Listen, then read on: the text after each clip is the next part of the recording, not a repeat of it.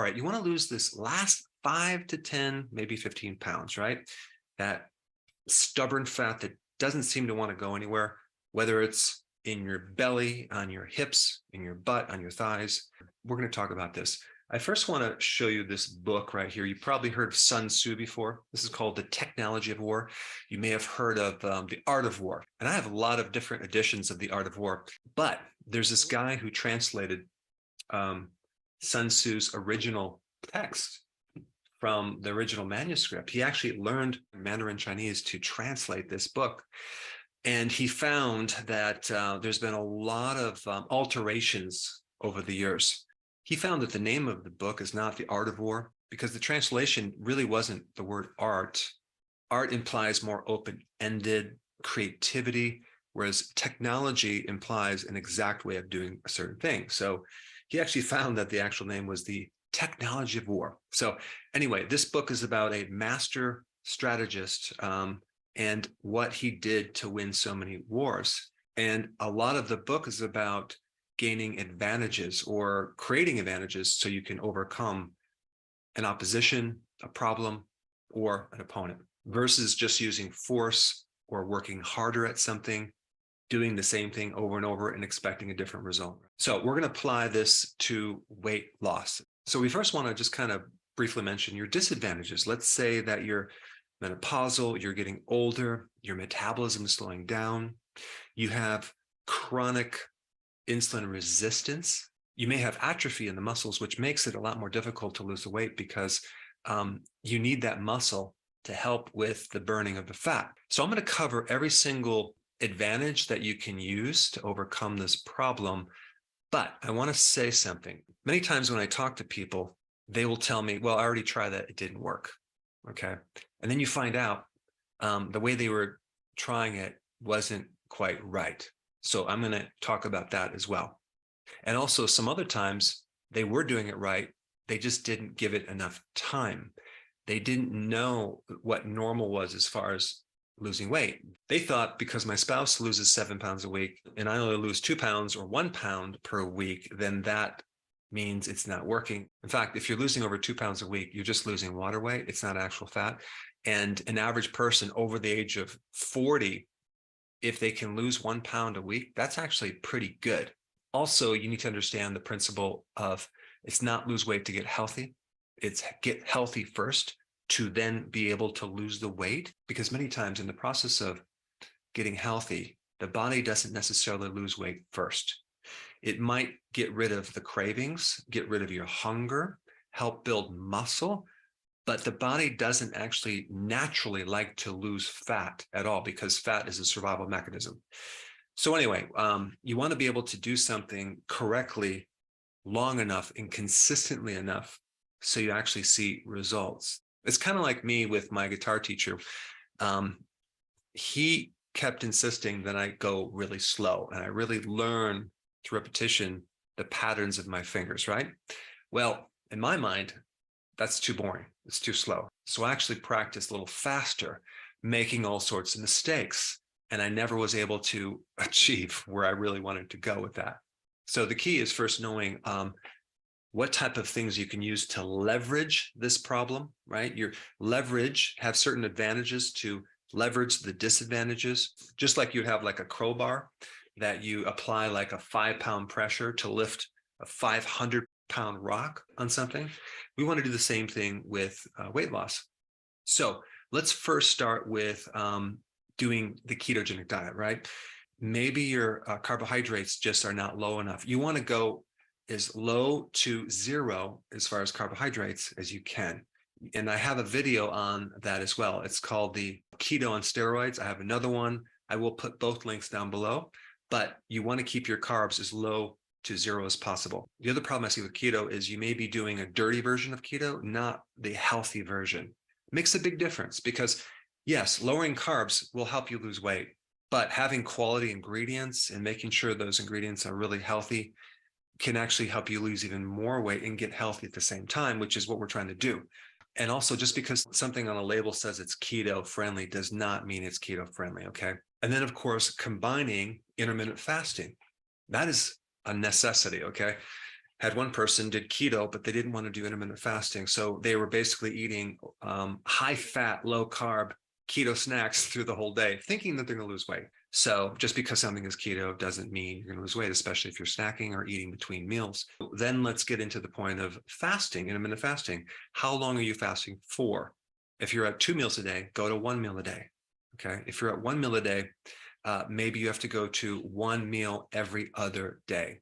Also, periodic prolonged fasting is really going to help you. Let's say on the weekends, you do a 48-hour fast. Let's say once every 2 weeks or every month, you do a longer fast, maybe even 5 days.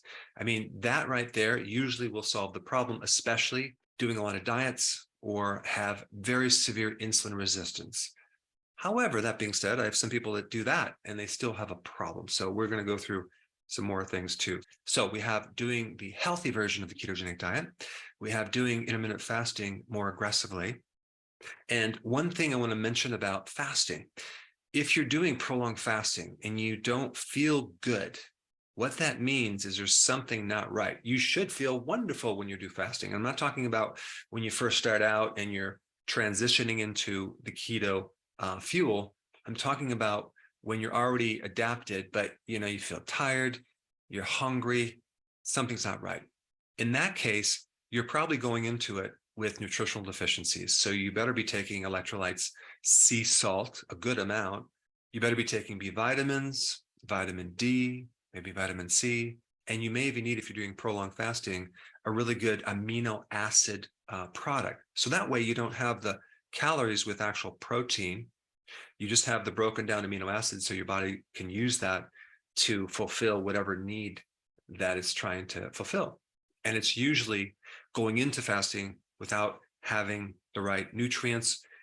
And many times it's just adding more salt, but very minimally, you need at least 1 teaspoon, not a heaping, but just a level teaspoon of sea salt spread out through the day. You put it in your water. That will usually make you feel a lot better. So those 2 things right there will pretty much handle for most people any stubborn weight, but I'm going to keep going. And by the way, as I go through this, I will put a more detailed video on every single topic that I'm talking about, because I don't want to make this video 2 hours. Okay, so we're kind of isolating what area you need to focus on more by covering all of them, so then you can put more energy into that advantage. Okay, let's talk about sleeping. Some people are sleeping, but they don't feel rested. They're not waking up feeling rejuvenated. And I'm talking about if you don't have a quality of sleep, it's going to affect your blood sugars. It's going to raise cortisol. You should be able to sleep and wake up and feel refreshed and have energy through the day. If you don't have energy, then we need to look at your sleep. I have a ton of videos on this, but I'm going to put some down below that are my most recent ones. But as far as sleep goes, there's several things that can help you sleep. Number one, doing some type of physical work around the house, outside, primarily to get your mind off the stress. So stress is one of the biggest inhibitors of sleep. Doing a form of exercise where you're really working 1 or 2 muscle groups, but you're not working the whole body, so you jack up cortisol and get your pulse rate so high where it can't come down, because a high pulse rate could keep you up at night. And then, of course, we have the temperature being slightly cooler. The other thing is your room, making sure you don't have any extra light, especially not watching your computer screen right before bed or your cell phone, because that blue light can inhibit melatonin. We also have a few supplements you should be taking before bed to help you sleep. Like vitamin D is a good one, zinc is a good one, and B1 is a really good one. Even though B1 gives you energy, but it won't prevent sleep. It'll actually help you sleep, because sleep is an active thing. It's not a passive thing. There's like the sleep pressure that pushes you into these deep delta waves that you're going through at night to feel rejuvenated. It's a pressure that pushes you into the REM sleep as well. Trying to sleep an extra half hour or even an hour a day will help you greatly, even if you have to take a nap. All right, next topic, gut issues. If you have gut issues, it's going to be hard to lose weight, because typically if someone has a gut issue, they have a hard time with fiber. So they'll eat all these vegetables and salad that I'm recommending, and then they end up like feeling bloated or distended. That is going to be a problem. So if you have gut issues, you might want to try more carnivore ketogenic than the one with the fiber or probiotics. I have a very good video on that, but we can't have this bloating in your gut if you're going to lose this extra 5 to 10 pounds. I just want to touch on one patient that I had who had a gut, and every time he went on a vacation down to Florida and later on the beach, didn't even change his diet, but the lowering of the stress, okay, and the sleeping helped his gut go down to, I mean, like it was flat when he came back. It was bizarre. So that would be the stress factor as well as the sleep factor. So now let's bring up this topic of stress, right? If you're going through stress, it's going to be a big barrier, right? Why? Because of cortisol. Cortisol can jack up your blood sugars almost as much as eating sugar, because cortisol turns even ketones and fats and protein into sugar for that quick energy. That's why even the hormone name cortisol, another name for it is called glucocorticoids.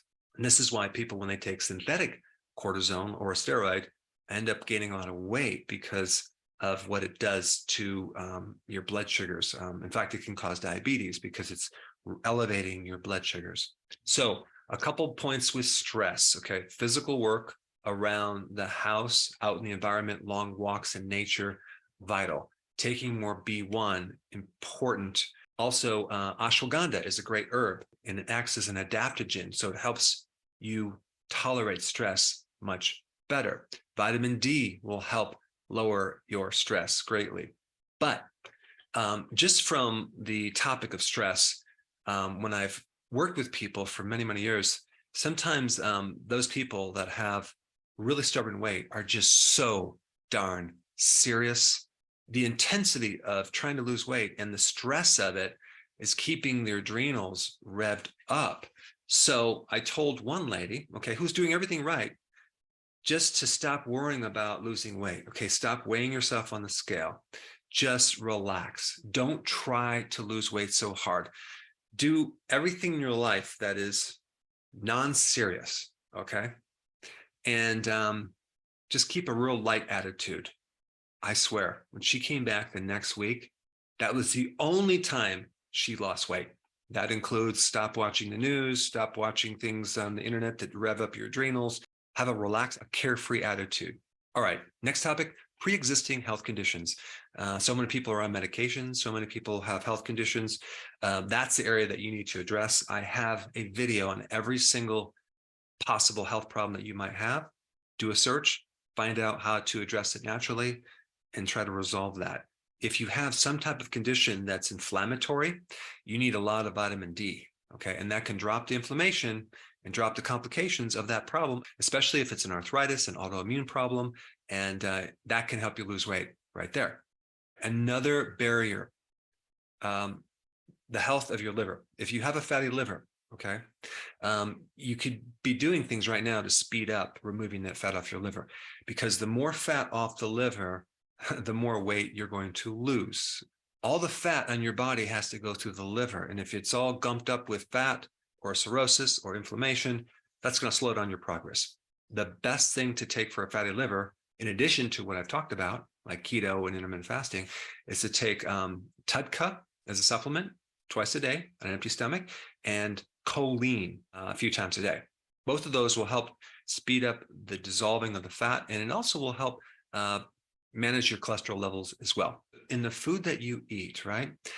We want to eat food that has energy in it. The more processed something is, the more cooked something is, the less life it's going to give your body.